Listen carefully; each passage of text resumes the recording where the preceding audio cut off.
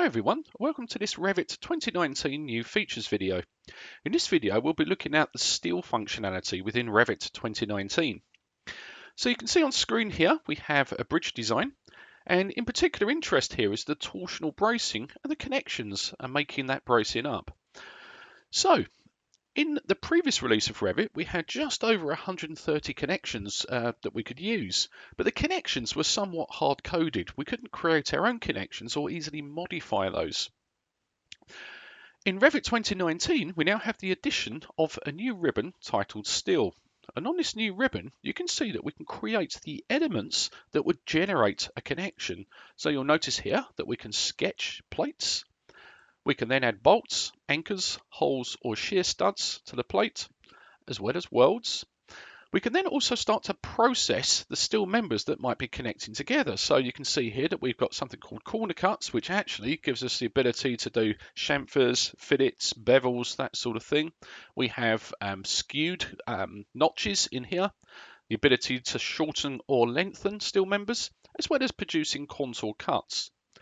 We then have the functionality of creating parametric cuts, so one steel to another steel.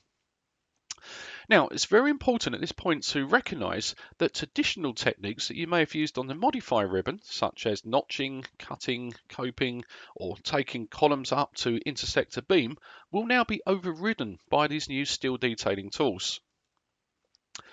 So let's take a look at this in a bit more detail. If I select the plate here, you can clearly see that this isn't a standard connection. This is obviously specific to this particular type of bridge. If I select this element here, this fabrication elements, you'll notice that it has its own category titled plates. And on this properties palette here, you can see that I can change the thickness of this. I can give it comments, marks, and so on. If I select a bolt in here, you can see the pair of bolts here. Again, we have its own category up over here, and you can see all of the data and details on the bolts themselves. So let's take a look at a drawing sheet. Now, while we're here, we can check out some platform technology. You'll notice up the top here that I have some tabs across the top now, actually showing me all of the different views I currently have open. Obviously, I can use these just to switch between views, but more importantly, I can actually break these out and put them onto a second screen or a monitor if I wished. So that's really useful stuff. Okay, so let's now zoom in and take a look at the drawing here. So you can see that we've got this bracing arrangement on the screen at the minute, and you can see the same connection that we just looked at, but a drawing output from this. You'll notice here that we can actually tag these new structural elements. So you'll notice here that I've got tags on the plates themselves, and you'll see that I've dimensioned the distance between the bolt centers on the drawing. Also, if we take a look down towards the bottom of the view here, you'll notice that I have a full bolt schedule. Again, we can split the bolts out by diameter or type or whatever we want to do here, as well as creating a plate schedule as well. So very useful functionality. Okay, what we're going to do now is open up another model and explore this functionality a little bit further. Okay, so here we are in our new model. First thing I'd like to show you is another platform technology. You'll notice here that we can visualize and view our levels in three-dimensional space, which is quite useful. Not only can we visualize and view them, but we can actually rename them from here if we wanted to, as well as actually changing the physical elevation as well. So that's quite useful. In this example, I'm actually going to go ahead and hide that category, and we'll get on with having a look at creating some fabrication elements. So I'm going to start by showing you how to model a plate on this foundation. So we'll make a copy of the foundation over here, and we'll start by clicking on our steel ribbon. On here we have our fabrication elements, and we'll start by sketching the plate itself. First thing that's going to happen with this is we need to set a working plane. So we'll pick a plane, we'll select the top of our foundation, and we'll just sketch a rectangle using traditional Revit sketching tools. In here we can give the plate a size, and then finish the plate. In the properties palette, you can see that it is actually a plate component, so it actually has its own category. And in here, we can set a thickness for the plate, so that's 25mm thick. So the next step, we're going to add another fabrication element. In this case, we're going to add anchor bolts. So we'll select anchors. We can select the plate, the face of the plate where the anchors are going to reside, And then we can either now sketch a rectangular pattern of holes or anchors or bolts, or a polar pattern. So in this case, we want rectangular arrangement. So I can sketch a rectangle on the plate. I don't want the holes to be right on the edge, so I'm just going to use the offset tool here just to pull these back into the plate a little bit. So let's go for perhaps 40mm offset initially. Okay, and there's our offsetted holes, and then finish. So you'll now notice that we have our bolts in place. At the minute, it's created some imperial anchors. So I'm going to go ahead and choose some metric ones. In this case, we'll use some Hiltis. We can choose our grade and then our diameter. So in this case, perhaps M16, and there they are. Now, another useful thing is we can choose our length from the drop-down list. So maybe we'll make that 300 there, as well as amending and changing the actual offset from the edge of the plate. So what I might want to do here is have 400 between the hole centers. And you can see just by typing those in, all those bolts have now updated and moved. Okay. So if we go now into the plan view on this, we can now see that plate again in plan. What I'm going to do is just add some basic dimensions onto the plate now. So we can start by using just the standard aligned dimension tool to dimension up the plate itself. Now, as we do this, it's quite important when we move into dimension up the bolts here that we make sure that we're in a wireframe for our visual style. That will allow us to then pick the centers of these bolts or anchors in here and allow us to detail those like so. We can obviously then make a dimension back to the edge of the plate here and here, okay, and fully detail that. Okay, so there's a very basic element created. So we've got a plate and we have 4 anchor bolts. What we're going to do now is move on to something a little bit more imaginative. So we'll come up and take a look at these square hollow sections here. Now, the idea is what I want to do is tidy up the square hollow section and add some miters and welds in. And also I want to then connect that square hollow section back into the parallel flange channel here. Now, again, to assist me with the modeling of this connection, I'm just going to open up a little detail view in here, and then we'll tile those views together. Okay, so here we are. So let's start by preparing the square hollow section by mitering and welding. So we'll select our steel ribbon once again, and on the steel ribbon here, you'll see that we have parametric cuts, miter. We can then select the items we want to miter. And again, you can see that Revit then miters those together. Now, what I want to do is I want to actually add some weld prep in there and also weld it together as well. So I can either modify the parameters up on the ribbon here or use the modify tool on the properties palette. You can now see that we can access the settings of this, and perhaps we'll put in a gap of 3 and we'll create a weld 3mm. Yep, and there's my first miter in place. Now, if I ever wanted to go back and make edits or changes to that, you can actually see that we have an object we can select in here, a sub-connector. So I can select the sub-connector, and of course I can go back and then make amendments if required. Okay, so on the steel ribbon here, we'll start by adding miters. So let's select the miter tool. We'll make a selection of the elements we want to miter. Immediately modify the parameters on this, and you can see here that we can add in a gap if we want to, and also a weld. So I'm going to repeat that down here. So we'll go back and repeat that command. Yep, so we can do miter in here, select the elements we want to miter, and again modify those parameters so we'll have the same gap and also same weld. So there's our square hollow section tidied up, welded together and mitered. What we're going to do now is deal with the connection back into the parallel flange channel. So first thing I want to do is I want to now create the connection itself. So I'll click on connection. We can make a selection of the elements we want to connect, maybe those there. And you'll see that once we do this, Revit will just give it a default connection in here. That's not what I want. So I will search for a generic connection and just apply that. Okay, so with the generic connection, what we're going to now do is go back into our steel ribbon and we're going to create fabrication elements and also some parametric cuts here to tidy this up.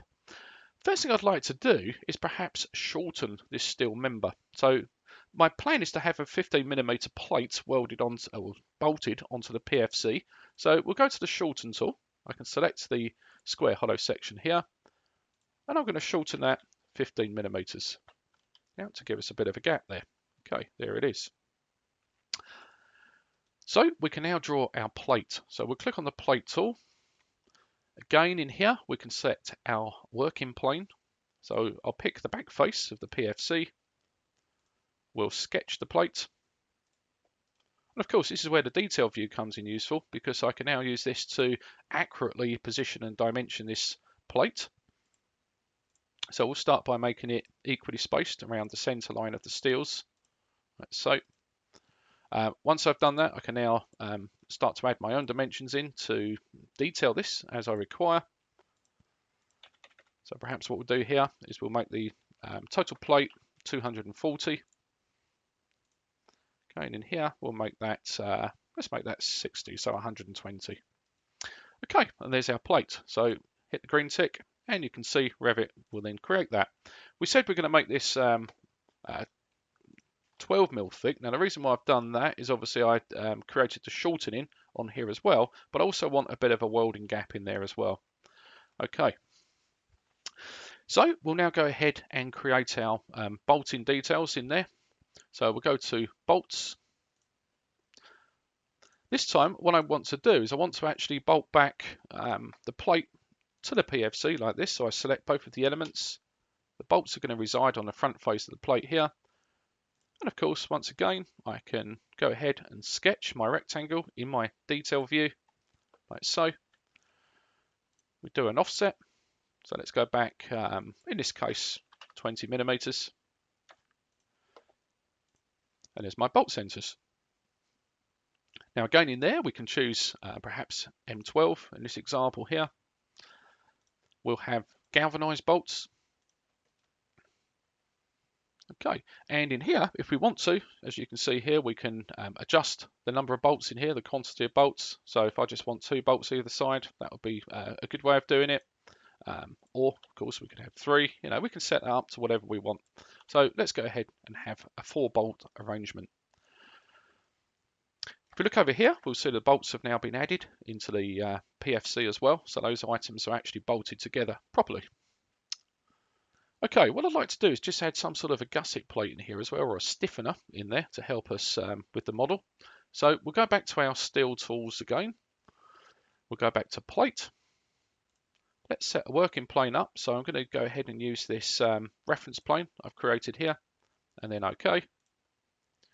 So what we can now do is we can use the tools here to sketch our plate out. So perhaps we'll have this, let's come up 50mm in there.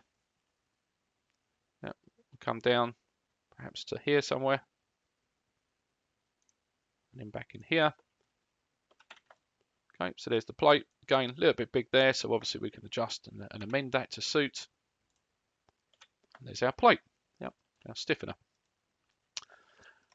Now, of course, we can change the lateral position of that plate if we wanted to. So I can go in here and I can just simply move that to where I want it to go. So perhaps I want that in the center there.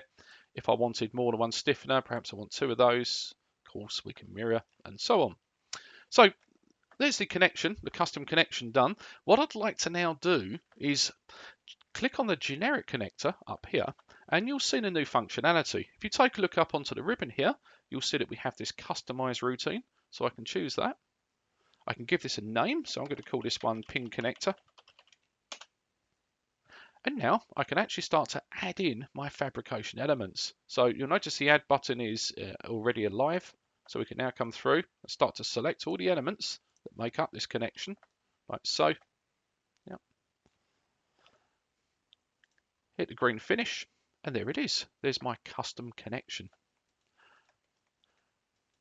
Now, what I find very useful about this, if I now close down my detail, and I now go back into my plan view, we can then very easily start to copy that. So let's zoom in to my connection. I'll select it like so, and then we can go ahead and copy this. So let's make that, say, 400. and there's my connection. So back into the 3D view over here, there we have it.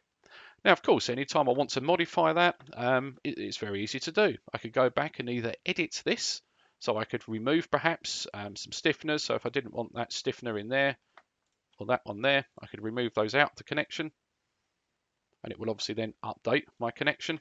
So that's one thing I could do. The other thing I could potentially do is if I wanted to make a modification just to this connection, I could break it. It's a bit like exploding, and what it does is it explodes it back down into its fabrication elements. And of course, then we can start to get in and make specific changes to this. So if I wanted to make that stiffener a little bit smaller, just in that example there, that would be a nice, easy thing to do. And of course, I could then create a new connection from that.